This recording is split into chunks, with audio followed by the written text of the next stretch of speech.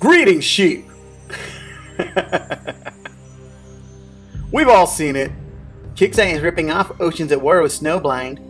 I can't wait until Oceans at War launches and be done with this stupid game. Oceans at War is a scam. Alright, enough. Let's address the elephant in the room. And let's get on to the top 5 hurdles facing Oceans at War ever launching. Number 5. Lack of funding. Now, I know it may seem like this should be the number 1 hurdle for OAW to overcome, but given enough hungry people who may or may not be properly motivated, funding issues can be overcome, at least to an extent.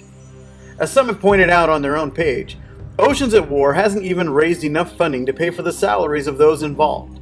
This is not only problematic in developer costs alone, but, just as it would be expected from any of you, if you have financial obligations, your priorities are going to be led to those financial obligations first and projects second. As anyone with an old car that they have laying in their driveway that they're going to eventually get around to restoring knows, this can be problematic.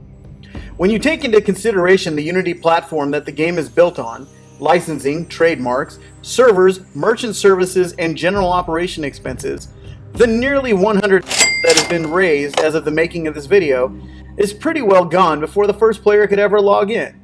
Finally, funding is going to be enough of a supporting interest in the rest of these top 5 to warrant it as itself standing at the bottom of this list. Number 4. Lack of interest.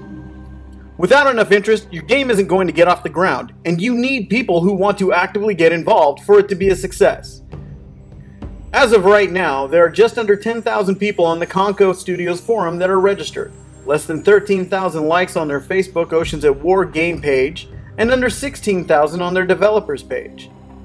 Oceans at War falls well short of even the Battle Pirates All-Sector War Room, which is closing in on 18,000 members. Or the Kixeye Facebook page with just over 72,000 likes. Pirates of the Caribbean boasts over 166,000 likes on their page. Now yes, the game is not even out yet, so this could be a good thing. However, you're probably assuming that I mean a lack of interest in OAW rather than the platform itself. War Commander, Vega Conflict, Battle Pirates, and most other Flash-based games where coin is primarily used for time are all seeing a loss on their base users as people are just starting to get tired of the hurry up and wait or pay to play style of paying. But let's take the top number and make a base assumption. Most Facebook-based games run on the principle that 1 to 3% of their active players are going to spend actual money in their games. At 16,000, this means 480 people are going to spend money on OAW as it sits right now. Now, let's give OAW a bigger boost and go with Kixeye's probable 10% model that would give them 1,600 people actively spending on the game. If you assume for each of those people spending even $20 a month, some more, some less, you'd be at $32,000. Sounds okay, right? Assume for a 20-person team, which if anyone assumes for less than that, you have no idea what you're talking about. But if you do, you will realize that you don't even have enough to cover salaries, much less other operating costs. And all of that is before you spend even a single cent on marketing, promotion, or merchanting costs, which take a percent of every dollar you put in. Number 3. Experience. As OAW states on their site and on their Facebook pages, they've never done anything like this before, and Konka hasn't. In fact, unless an extensive web-based search was wrong, none of the people making up their core group have. This is a good thing in the fact that it means that they can move forward without the battle wounds and bitterness that so many have who came before them. However, this also means that many of the pitfalls that have claimed more than their fair share of developers may not be on the radars of those involved. It's okay to make mistakes, but the less wiggle room you have to make those mistakes, the more costly they can be. As an extreme example, 38 Studios, who had $75 million in funding, had exposure, had over 1 million players in the first 90 days, and a veteran staff, shut down within a few months of their launch. Facebook hosts literally thousands of developers, and when you add mobile platforms, you make for more than 1 million game apps that are available on the market. However, as the Wall Street Journal stated in this article, that many have failed when they realize that computer skills, a little money, and a good idea aren't enough in a competitive market. Konka and Oceans at War will need to get some serious help on their board, or they're going to fall into a long line of pipe dreams that ended up sinking before they could swim.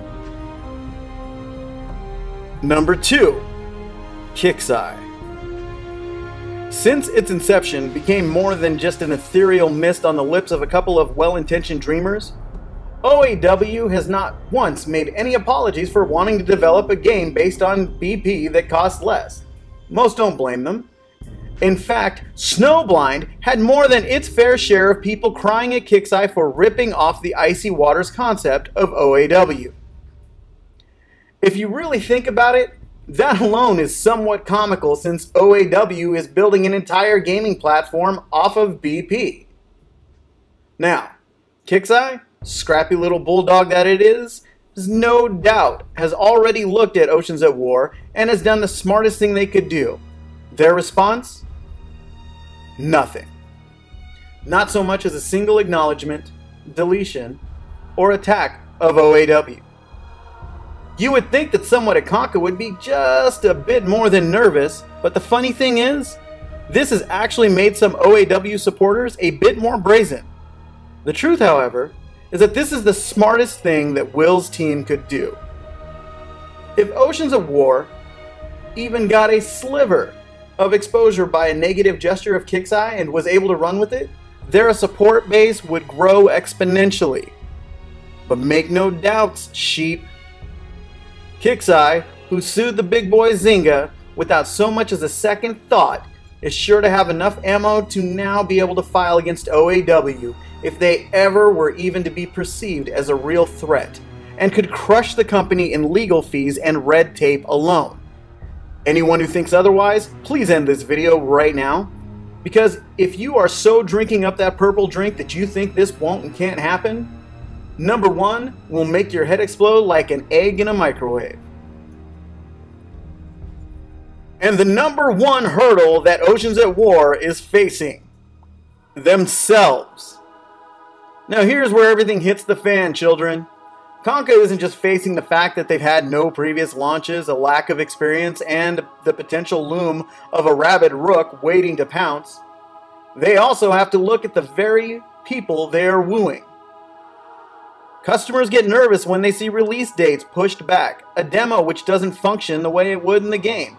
It's a demo, folks. If you wanted to showcase the graphics, just put out a video. Don't put out a sub-demo with no sound, no health bars, no true mechanics. Go ahead, click off the screen and see, everything freezes. Heck, you put the buttons to be able to submerge and surface, but they didn't actually have functionality. Those were just lines of text that were not even in the game, and you could have easily just hit the backspace button or delete button to get rid of them. This isn't me saying this. This is people saying it on your own board, and they are 100% right. But that's not the biggest red flag that people should be looking at. Game mechanics and the fact that we've already covered inexperience simply means that some of the prior listed issues could be chalked up to experience or the lack thereof. The biggest issue, the one that slaps me, someone who has worked with several FB app developers, in the face, is a pretty daunting one. Oceans at War is supposed to be a Facebook game, and as of the date of this video, nobody has retracted the availability of this game to be played in Facebook. In truth, as a part of the delay, one of the reasons for the delay has to do with their want of shaking things up on Facebook, and so the intent being that a Facebook platform is still there. Now, may not seem like a big deal, however, this is where the slap in the face comes in. In fact, here's the statement right here. Do you see this? This is the platform policy of Facebook. As of July 1st, 2011, you cannot have a Facebook game that does not accept Facebook credits, period. But on the Konka site, they state that Facebook credits will not be an option as Facebook credits are easy to hack. This statement is not only dangerously liable, but is downright wrong. Yes, we've all seen them. Facebook credit generators, how to hack Facebook credits, and yada yada yada. But the truth is, the last of the FB credit generator stopped working well before 2011. Not only that, but if people were to figure out how to hack Facebook credits, Facebook would still pay them out to developers. Why? Because rather than lose credibility on the security of their system, which generates hundreds of millions of dollars in revenue to Facebook per month, as they retain 30% of all Facebook gold, the media giant would rather pay out a few $1,000,000 while their security team plugged up the hole and prosecuted the offenders. So what do you think? Is OAW the salvation of BP players? Is it dead in the water? Or is it a complete scam taking the money of the gullible? Leave your comments below and be sure to like and subscribe. Now, to get back to making fun of Kixeye.